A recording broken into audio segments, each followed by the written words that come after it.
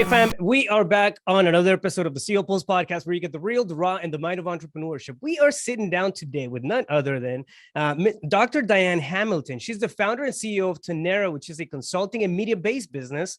She's a nationally syndicated radio host, keynote speaker, and the former MBA Program Chair at Forbes School of Business. I mean, her curriculum is nothing short of impressive. And we're going to tackle a lot of topics here, but one in particular that I'm very, very interested in is the topic of curiosity, right? What happens to curiosity as we get older and we start, learn behaviors and classical conditioning and all that stuff, and how to get it back if you lost it in the process. I think it's going to be a very, very, very enticing conversation. Dr. Diane, thank you so much for taking the time and being with us. It's an honor having you. Oh, thank you. I'm looking forward to this. This is going to be a lot of fun. Yeah. We started the show and I did not know that you were in Paradise Valley. We could have done this in the studio. You know, I was looking at your background. I saw you went to GCU. I still teach there. So I was wondering, did you take my classes? Yeah, but I can't remember. I'm horrible with names and it's been a while, but I got 2 master's degrees in psychology from there. So. Yeah, I teach business there. But, okay, yeah. We have a lot in common. Yeah, I got a bachelor's in servant leadership from GCU as well, in applied management. So yeah, it's a great. You might have taken my class. Possibly. I know it's very strange because you never see each other in these classes, so it's a little different situation. Yeah, when the whole thing kicked in, about online schooling and everything, and I mean, and this was. I went back into it in about 2009, but it was just different, right? You don't have that interaction. It's okay, go have the class. You remember the class, but not necessarily the names of the students or right. That it takes the human factor out of it. It's a different way of learning. I've taught thousands of online courses though. And so after a while you try to remember everybody's names, but it's hard. Yeah. Yeah, no, absolutely. Absolutely. So thank you so much for being on the show. Can you give us a little bit of background on you? I mean, you're doing a lot in your curriculum. I mean, it's extensive and tapping into a space like curiosity, especially branching out from the business world. I mean, it's a niche, right? So how did you get started and eventually ended up in the place where you're at? Well, I've always been a very curious person. It was something that, I was one of those kids that drove their parents crazy, the why kid. And I had a career in sales for decades. I've sold everything from pharmaceuticals to mortgages to, you name it. Uh-huh. And I ended up in higher ed because I loved online education when it came out. And when I ended up getting my PhD, I wrote my doctoral dissertation on emotional intelligence and its impact on performance.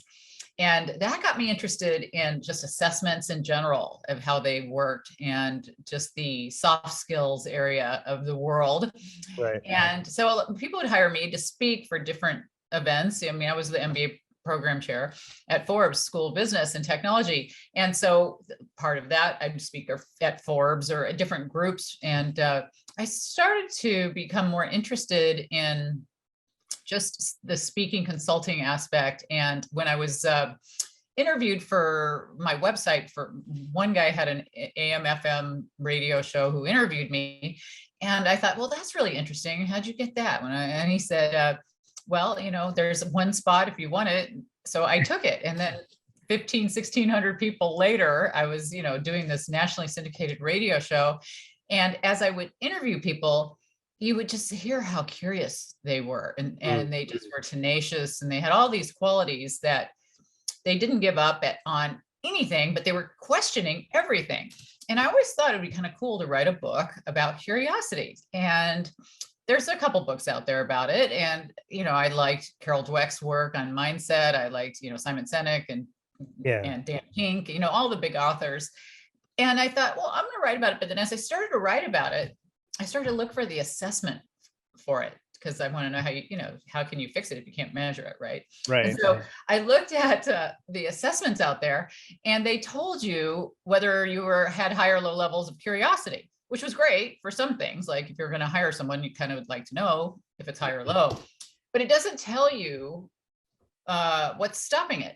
So it was very frustrating to me that there wasn't an assessment that told me what was the problem, because how do you fix it? So I created this assessment the Curiosity Code Index as part of the, as a companion with the book, because I thought, this is great. We'll discuss all the important reasons that what happens to curiosity and, why it's important, all that kind of thing. But I also wanted to fix it if there was a problem. Right. So that's what I do. I help people learn more about curiosity, and I fix it.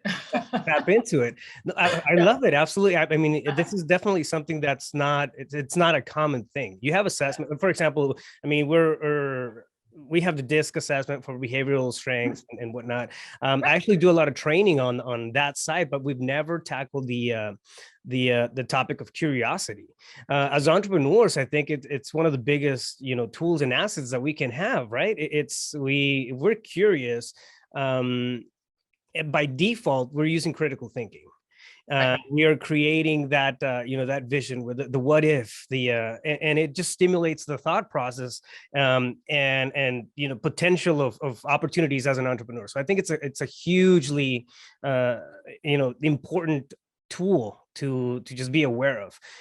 I know that going through the process, at least in my journey, I lost my concept of curiosity for a few years. And this is when I was growing my first business. I was able to tap back into it, and but it took me some work, right? You kind of forget who you are at some point if you get caught in the wheelhouse of just doing and doing and doing and doing. And that creative side, I don't know if you see the background, but you have the logical brain and then you have the creative brain, and it just, I mean, that mentality just follows me everywhere. Curiosity, it's the other half. It's a secret. Well, you brought up a good word of creativity too, because it ties into a lot of the research and creativity. What's interesting, if you look at curiosity, it ties into so many other things. Everybody was hiring me to speak about all these soft skills, emotional intelligence, and leadership and innovation and engagement. You name all these things that everybody's trying to fix in the workplace. And it kept coming back to curiosity. So if you can fix curiosity, then you can have that be the spark that ignites all these other things, right? Right. And so creativity is very similar to curiosity in the research in terms of where it goes.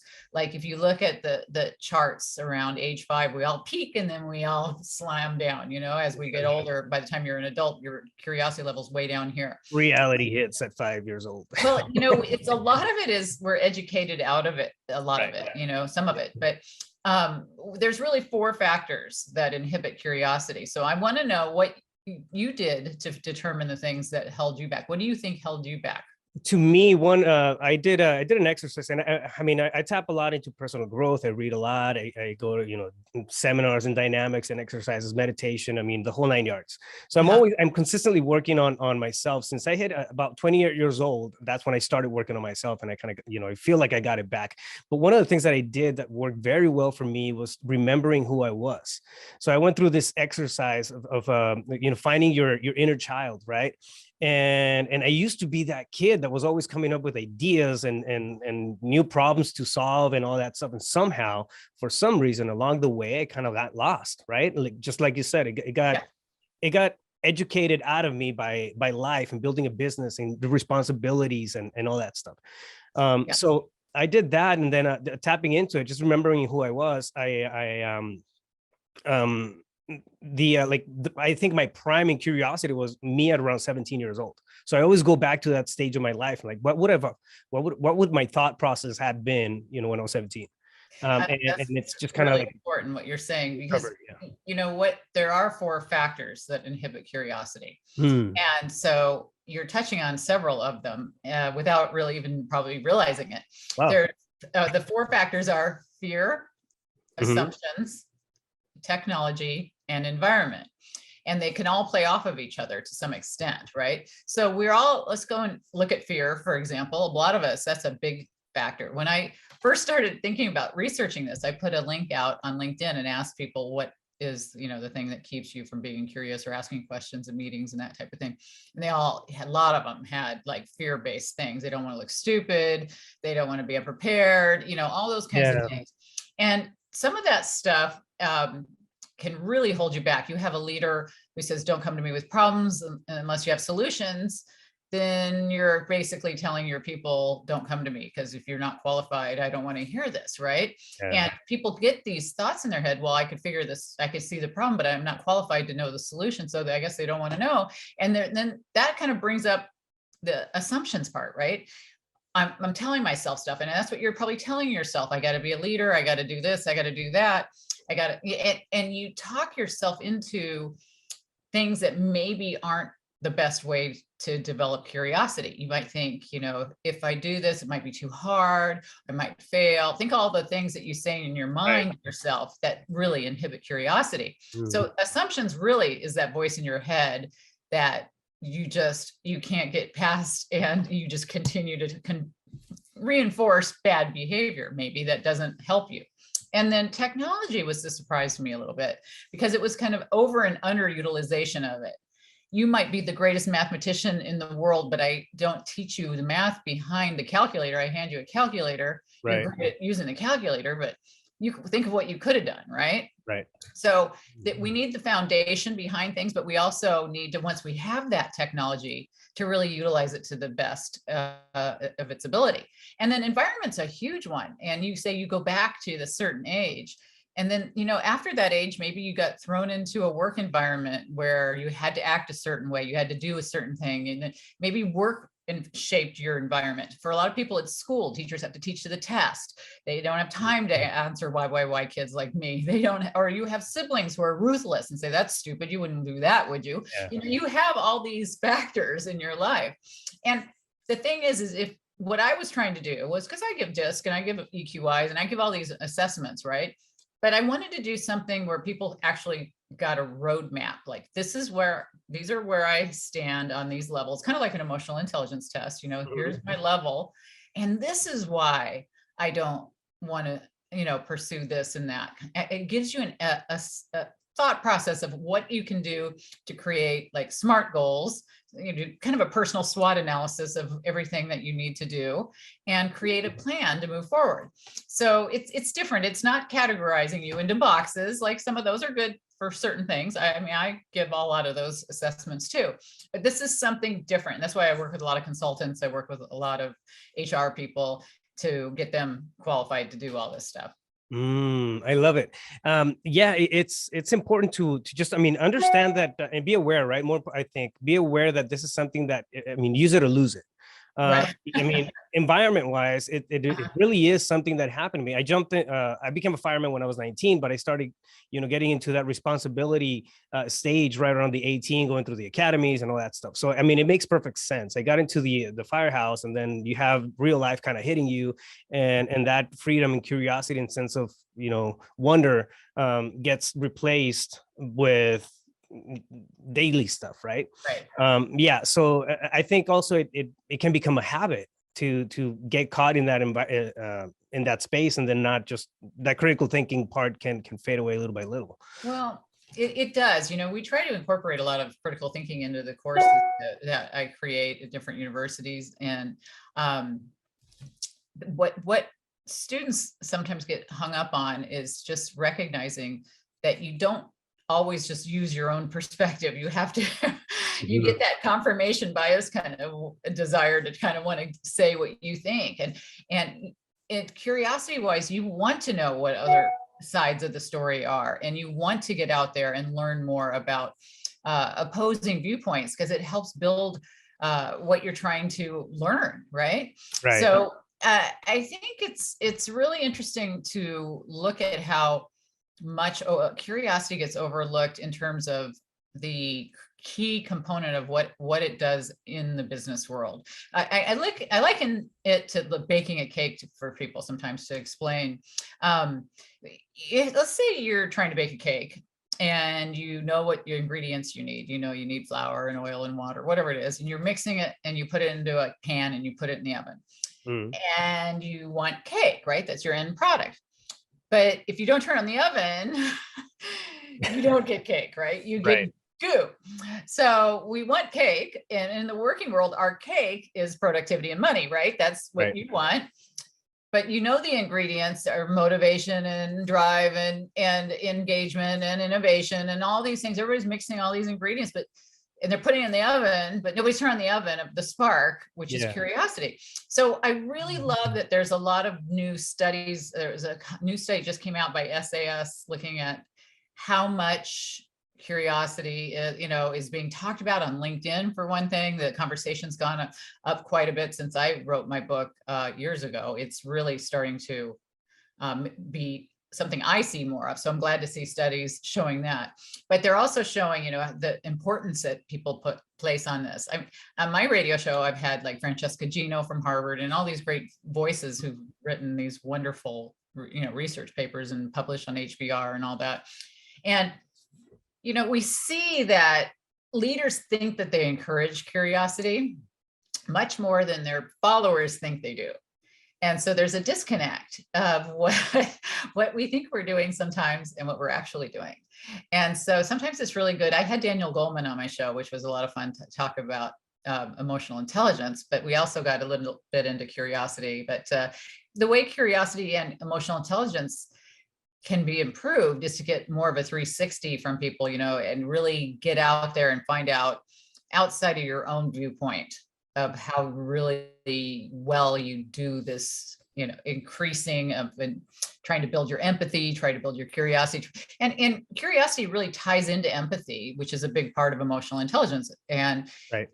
Empathy, you're able to put yourself in somebody else's position, see things from their viewpoint. And how can you do that if you're not curious and ask questions to find out what their viewpoint is in the first place? So again, we're back to that oven. You need to spark this light to get to everything else you need to get to. How do you, and this is very interesting to me because I do believe, I feel like I empower my team. I run a couple of different companies and we have meetings that are really focused on their individual goals. And I'm a huge proponent of personal empowerment, that sort of thing. And I feel like I'm headed in the right direction, but how do you validate that? How do you figure out if you're on the right path, in terms of actually putting it out there for your team? A lot of times people are kind of a little apprehensive and they won't come forth with no, you know what, you totally missed the mark on this training. Yeah, right. Yeah. Nobody wants to be the one to tell you bad news, right? Exactly. Yeah. That's why a lot of things have to be confidential. Like a lot of the training I do, there's two components to it. When we first do the Curiosity Code Index training, we'll have them take the assessment, and then we go through all of their results and we create their goals and their things, and then we get past all their personal issues, and then we get to all the leadership issues. What leadership would like to see maybe more critical thinking, maybe more engagement, maybe more innovation, whatever it is that they have said is an issue. But we also ask, what do you think is an issue here? What would you like to see improved? And the trainer, or if I'm the trainer, or that you are the trainer, or another HR person, however I've trained to train, that does this, they kind of whiteboard everything with everybody, and they find out all the things, the issues, and the solutions come from the employees. It's kind of like, Disney went to their employees when they had really bad turnover in their laundry department. And as exciting as folding laundry is, it's even at Disney, it's not exciting, right? So they were having all these people leave, and they thought, well, we'll just go to them and ask them, what can we do to make your job better? Yeah. Thinking they're going to go, oh, well, buy me a Ferrari or whatever, I don't know what they expect, but you're probably not going to get too much out of it, but they thought they'd try. Yeah. And they got really good things, like put an air vent over my desk so I can, not be so hot, let my desk go up and down so my back doesn't hurt. And they fixed all these things, and it made a huge difference. So that's why in my training, you go to the horse's mouth to get what the issue is, to find out how can we fix this and make this better for everybody. And then if it comes in anonymously as a group in one big report to leaders get, oh, okay, because they have no idea, because they didn't ask like Disney did. They didn't ask. You have to ask, but you have to let people give it to you in a way where they feel comfortable. That makes perfect sense. I didn't know that about Disney. I mean, they work at Disney. Why wouldn't they be happy? Because they're Apparently laundry's not a lot of fun to fold. Yeah, it doesn't matter where you're at. No, I love that. So can you give us maybe some pointers on how to nurture the concept of curiosity?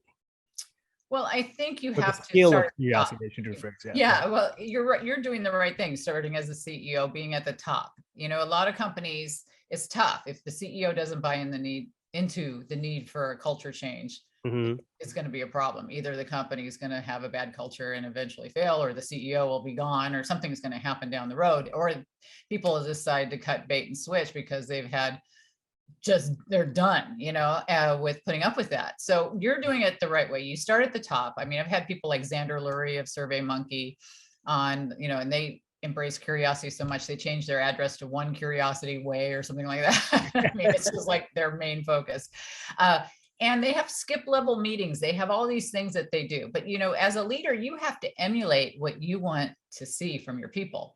You can't just say, oh, we got a curiosity culture now. I mean, you have to say, okay, I'm going to ask a really stupid question right now because, hey, I don't know the answer to it. I want everybody else to feel comfortable asking really stupid questions because there isn't such a thing, right? Right. So you have to emulate what you want. I mean, I have a lot of examples of companies that have done amazing things that, to just show that they think outside of their self, outside of their box, outside their cubicle, outside their industry, whatever. There was in my book, I had an example of a hospital in England that was having problems with people dying as they left the OR to go to recovery. And they tried all the things that, on the checklist of things you have to do. They tried everything of the tried and true ways. And that's the problem. Yeah, everybody gets into this status quo, this is how things are done kind of thing. And nothing seemed to make it a difference because it was all the same old stuff, right? Right. So the leaders were watching a race car event one night. So Formula One Ferrari team took apart their car, put it back together in 7 seconds. And they're watching this and they're like, how can they do that?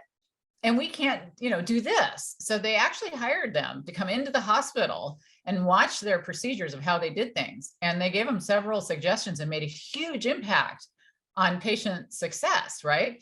Because they went outside their industry. They didn't just say, well, we always did it this way. And, that's what happens to the Kodaks and the Blockbusters. They rely on the tried and true. Well, this worked in the past kind of things. Right. And, status quo thinking is really what I'm trying to get people out of. There's a research study of a woman that went to a doctor's office to take a look at how people go along with status quo thinking. I don't know if you've seen this, but she went in thinking she's getting her eyes examined, and they had a bell go off like every couple minutes. And every time the bell went off, everybody around her were actors, but she doesn't know it. They would all stand up and sit down, and she would look around and she has no idea why this is happening. And so after just 3 times of this bell ringing and them standing up and sitting down, she got up and stood up, sat down with them, right? And they thought, well, this is interesting. Let's take everybody out of the office and see what she does when she's by herself. So they eventually called people back like they were getting their eyes examined, and she's alone. And she got up and sat down with the bell, even when there's no one around. And so they thought, well, let's put some real people in the office and see what happens then. So they brought in people thinking they're getting their eyes examined, and they came in and she got up and sat down, and the guy next to her looks at her and says, well, why'd you do that? And she said, everybody else was doing it. I thought I was supposed to. Yeah. So what do you think he does when the bell rings? Yeah. He gets up and he says, and they all did. And that's called social learning. Right. We're all getting up and sitting down. We don't even know why at work half the time, the stuff we do. Think about it. There's so many things you were doing. So as a leader, what are you guys doing that you're just standing up and sitting down for something, and you don't even really need to be doing it because it's just status quo social learning? I love that. We were kind of exploring some stuff like that. I was talking to this one guy. They started doing housing and materials. They're looking at materials, right? And one question or one thing that came up is, we're still building and creating and properties and all this stuff, with methods that are, they're 200 years old. Like, what about all the new stuff, the foam stuff? And I mean, that to me was just a shift in perspective in a very common industry, right? But it's still happening, and it happens at big scales, which is yeah. I don't know. You would think that it would operate a little differently, but yeah, well, no, I was just right. Critical thinking. Yesterday you brought up something that I was listening to a podcast. I love this one couple. They touch on all kinds of crazy stuff, but they were saying that a lot of the technology creation, there was so much money thrown at like it going to the moon and all that stuff back in the past, that into science-based stuff, that a lot of the things that we're creating now, like you say, there's Apple phones and all that thing, but things like that, but they really are building off of more of the stuff from a long time ago. And we're not funding as much, and think of what we can do if we fund more. And I thought it was an interesting perspective of how you got to really go back and realize how much foundation there is behind some of this stuff. Yeah. Also, one of the I think one of the challenges with curiosity, or why it's so easy to kind of lose grasp of it, can be because, I mean, it's really directly tied to emotions, right? So it's tied to an emotional state. If people are caught in a survival state and going 9 to 5 or doing, you know, whatever, Right. it becomes one of those things that it's not seen as necessary. And it's easy to kind of lose, you know, grips from that gift. What, you know, especially being one of those things that it's hard to quantify, right? It's a soft skill as opposed to a hard skill. There's no KPIs for curiosity. Like, Right. hey, you're gonna hit a number 8. How do you do that? So Yeah. it's directly linked to emotional psychology and awareness. So it makes perfect sense that, you know, the way that you're putting it out there. Yeah. I mean, when I was talking to Daniel Goleman about it, he was saying, you know, it's the key is going to be the most critical component, you know, of what we need to develop.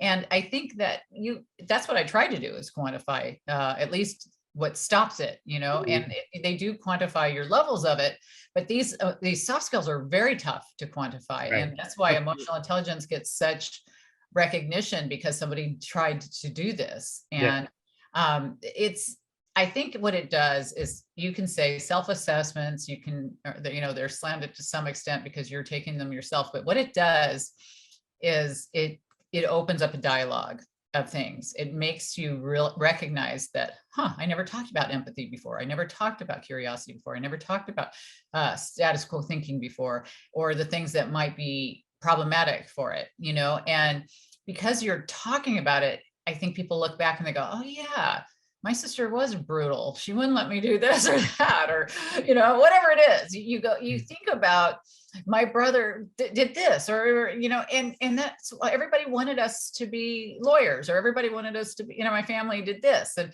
you know, it goes all the way back to those kinds of things sometimes. Or it could be your last boss. You know, I had a guy looked at me when I asked him how to do something. He goes, I'm going to pretend I didn't hear that, because he thought I should know it. Right. Yeah. And I'm like, no, I never needed to know this for any other job, you know. But you say that to the wrong person, somebody who's not old and mean like me, you know, that's somebody that's young and impressionable, you know, that'll shut them down for years. You don't know. Yeah. And so there's such a focus in my research on uncovering those kinds of things. I think one of the biggest or the best pieces of advice, when I started my entrepreneur career, was somebody told me, stay naive. And stay naive. And I think that's what it means, right? I mean, I think it really links into that. Do not assume that you know everything. Do not assume that somebody else knows everything. Stay naive and open to the what if, open to the possibilities. Leave room in your head for the possibilities. Well, that's the assumptions, you know, what you're saying is such a critical component. But, you know, it ties so much into Carol Dweck's work. And if you haven't read the book, anybody listening to this, read Mindset, because it's a great book. But Mindset? Yes, Mindset, because she breaks it down into, you know, the open kind of mindset and the closed kind of mindset. She has different words for different things, but just that's the easiest way to think about it, right? So if you have a fixed mindset, which it's more like closed off, right?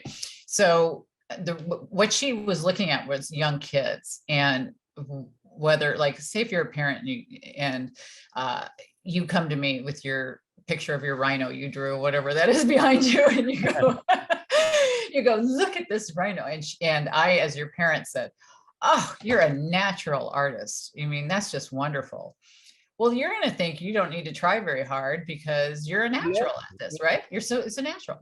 But if I go, wow, you work so hard at that, that is the best, you know, say the same thing, but just reward that you had to work really hard to do that. then you're giving them more of that open mindset that they'll just continue to explore, continue to try harder. And that was kind of the basis of a lot of what that book is about. And a lot of people tie into that research because we see people that just will shut down and go, well, I don't have to work too hard, you know? Yeah. So that's something you think of as a parent. Yeah, the 100%, 100. And I see it. I mean, you bring that up and I see it with my kids all the time. My youngest one, he's the why. He's the why kid. Why? And he's extremely curious. He'll, engage in conversations with, he'll be the life of the party where it doesn't matter how old the party is. But he's curious and he's inquisitive and he's got that. My other kid, he's 14 and he's more of a, reserved. He's still thinking and processing, but he's more on the analytical side of things. And his sense of curiosity is not, it's not as strong as a little one. He questions stuff from a logical standpoint. I mean, that's one of his biggest strengths. So anyways, you see the differences, right? Differences in character and nurturing those and just kind of learning as a parent or as a CEO, as a leader, period. It's important to know, okay, what threads can you pull on to develop, that type of behavior or skill. Kids are so different. Anybody who's had more than one kid, I'll tell you, they're completely opposite. Yeah. And I remember my oldest daughter, she spoke, 4 languages and she was just so intelligent. And I thought, I said to her, I said, you should get, international business degree. You'd be a natural at that, and she went in to take the courses and she came to me after about a couple weeks in and she just said she hates business. She doesn't want to do that. And I'm like, oh, well, of course, if you hate this, I want you to explore. We give suggestions, and she ended up with getting a degree in Portuguese communications, all these really interesting things, because that was more her thing. And as a parent, we don't even realize that we're maybe giving bad advice to somebody. You're thinking, oh, maybe you might like that. But the important thing is if they tell you they don't like it, you don't say, well, just keep doing it. Cause I mean, you will like it eventually. Yeah, come on. Just put up with it. You don't want to educate them out of it, right? Right. You don't. And, and Sir Ken Robinson has a great TED talk about how we educate us out of our competencies because we reward things that aren't necessarily creative based things. And it's just a fascinating look at how everybody's changes throughout time.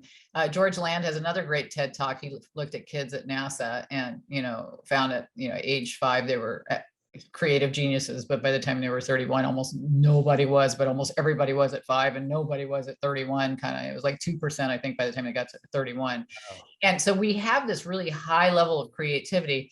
And as we have time to interact with our kids, it's trying not to squelch that. I mean, if you ever read Wozniak's book, he talks about his dad helping him become passionate about technology. He would come home with all these gadgets from work and he would just sit with them and say, you need this wire because it gives the electricity to make this work. And he got really in detail with him to make him like it and to explain it.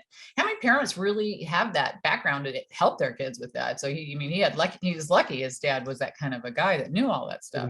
Yeah. But it built a passion in him. And I think that's what you get out there as a leader, you talk about how do you build your curiosity. A lot of it is mentorship.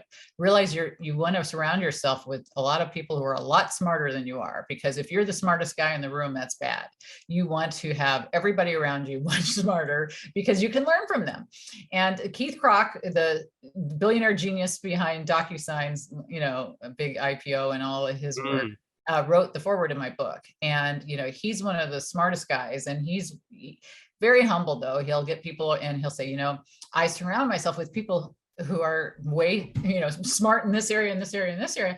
And he may know a lot about those things, but he also makes sure that everybody around him knows even more in their specific areas. And I think that that's a really important thing that a lot of leaders sometimes don't want to look like they aren't the smartest person.